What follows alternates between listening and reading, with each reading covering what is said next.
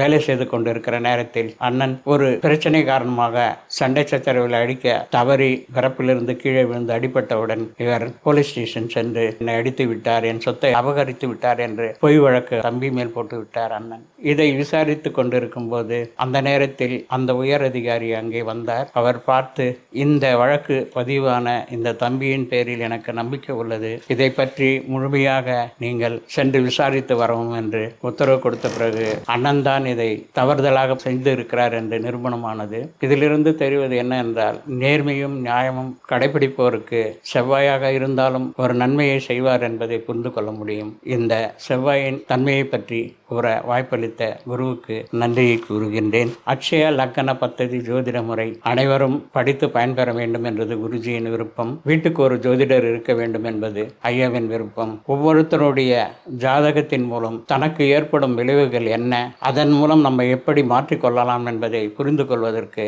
ஒவ்வொருவரும் ஏஎல்பி ஜோதிட முறை 15 நாட்கள் அடிப்படை ஜோதிட வகுப்பில் நீங்கள் அனைவரும் சேர்ந்து கற்று உங்கள் வாழ்க்கையை முன்னேற்றிக் கொள்ள இது பயனுள்ளதாக இருக்கும் என்று கூறி இந்த வாய்ப்பளித்த குருவுக்கு நன்றி கூறி விடைபெறுகிறேன். நன்றி, வணக்கம்.